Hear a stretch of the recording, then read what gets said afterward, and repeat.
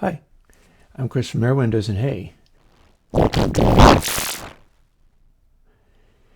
because this is Airwindows Flutter2. So this thing is a offshoot of work that I'm currently doing to update ToTape. My plugin ToTape has been getting some positive word in various places, and asked what I thought of that. I was like, oh geez, I need to revisit that one. It's been a long time since I've looked into ToTape, and so I'm underway doing that. And the very first thing that happened was improvements to my Flutter algorithm. So you're getting that right away because it was too much fun to skip. Here's what we do there. I can start with a little sine wave. And then if we turn on the Flutter,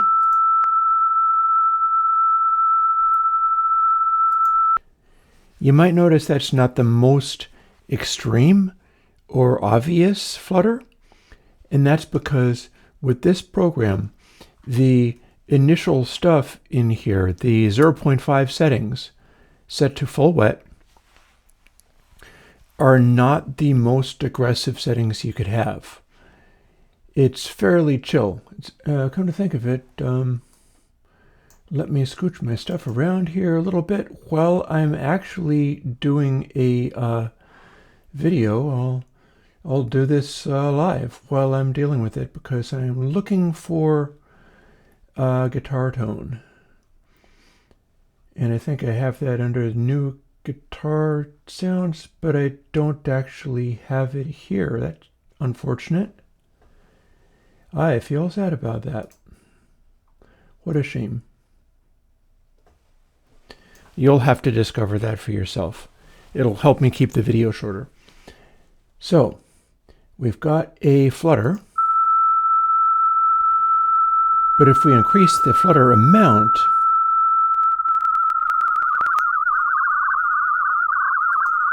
we can make it go a lot more extreme. And you'll notice that it does clicky noises as I increase it. There's no way to get around that because it's a very efficient algorithm and it's a trade-off that I made. We can also dial it back until it's not very obvious at all. Now, the original Flutter plugin is still there, and it's the same thing that you get in ToTape, I believe 6 is the version that's out. But there's a catch that I've fixed.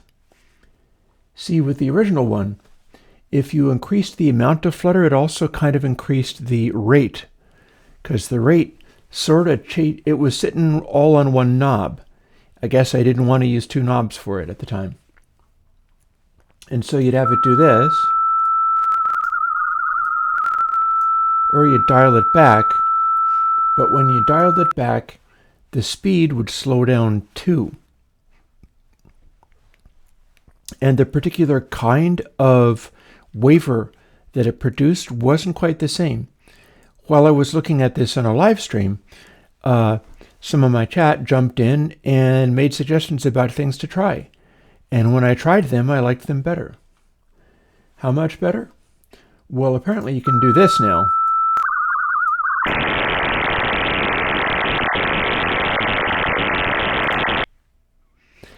So that's a little bit more extreme than the Flutter that I started out with. And that's going to be something that's available in future plugins of mine that use this technology. But what's hiding underneath that, which is a very extreme high-speed Flutter,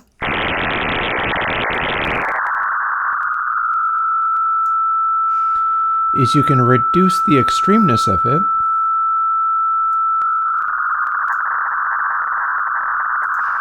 or bring in a sort of shortwave radio quality out of it. But we can also do this.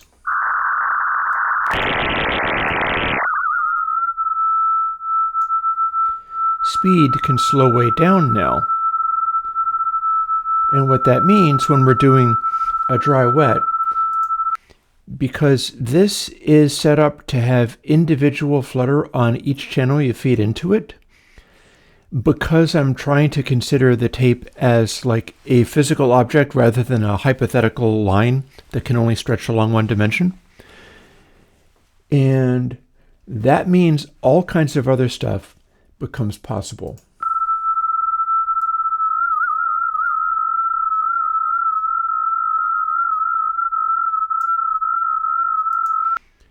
Namely, if you use that on, for instance, a single guitar sound, and that's what I was looking for in mid-video.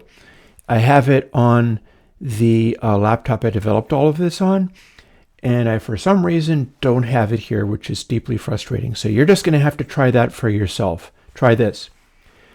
Take a single mono guitar, put this on, turn the flutter way up, and the speed down until it is doing a mono thing again, and then increase the speed until you have a double track. Because it ends up doing a pretty decent job of faking double tracking with, for instance, a distorted guitar. And you can even use the dry wet to bring in a centered source audio for it. But we can also play it on real sound, such as this. Here is a track that I did a long time ago.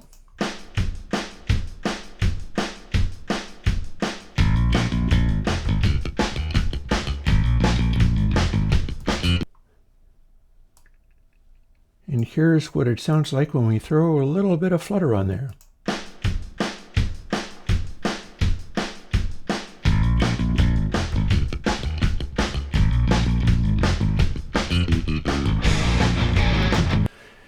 Now, the really interesting thing about that, when I tried it over my speakers, I think it is less obvious over headphones, is that when I had the bass part coming in, and I believe I can loop that bit right here.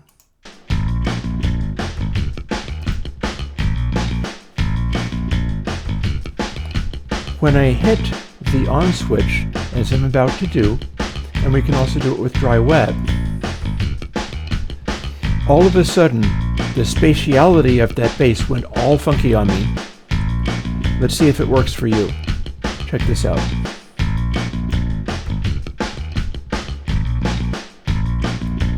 Dry.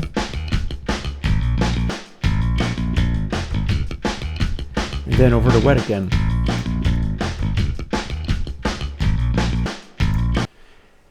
Now, if I'm not mistaken, that jumps out like crazy over speakers and is less obvious over headphones, and I'm going to tell you why. If I'm not mistaken, this is one of the secrets behind tape processing, where it brings something special to the table. Because if you have Flutter, and again, this version of Flutter lets you do a fairly subtle amount, and that's what we heard there, at quieter levels without slowing down the pitch departure that's happening. The Flutter is at the same speed that you would get for a really grunged up tape. But the pitch can go right down to being real subtle again. Thing is, if you are having sound coming from a speaker and bouncing off of a surface, if the Flutter is at a high enough speed, you're effectively getting chorusing out of the speaker relative to the first reflection off of the desk surface or the ceiling or whatever else is in the room. And I think that's a kind of a big deal. That's going to be one of the things that causes a tape emulation to give you a good sound. Of course, to finish this up, because today I'm going to just make this video and then immediately let you have Flutter to play with. And I'm going to get back to working on the new version of ToTape, hopefully coming up with equally good things for all the aspects of it. I know I'm working on being able to make the head bump work a lot better. And one of the things I'm looking into doing is taking my previous approach of simplifying and including everything together as much as possible so that everything sits on very simple small numbers of controls. I feel like maybe this is a fine time to go completely whole hog in the other direction. And let's do one where all of these things can be manipulated in wild directions so that you can really start using it as a sound effect maker. And I'm simply going to make it default to a really convincing, realistic sounding analog tape emulation. But if things go well, you'll also be able to meld it to whatever your wishes are. And that should be a lot of fun. But before we get into doing that, people always are wanting like a cassette tape emulation from me. And we can do something like that simply by, and this might sound weirder over speakers, I'm going to be doing it over headphones, and that might mislead me a bit. But check this out. Do you want a cassette tape that has been stepped on and pulled out of the shell and scrunched around a little bit and then loaded it back into the shell, and then you try to play it? We'll try to fake that now.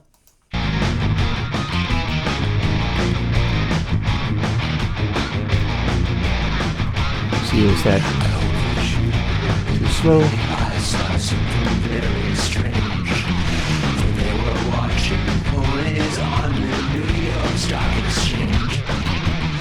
Well, they all joined their hands and set up a chant, and discorders right through the screen like horror from Japan. And they sang this will work out.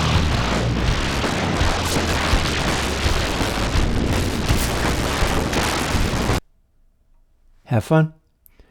See some of you folks on my Tuesdays and Thursdays live streams. Tuesday's going to be short. I have my sister's coming to visit. And I am going to get back into coding on ToTape, the next version. I hope you like it, and I'll catch you folks later. Bye-bye.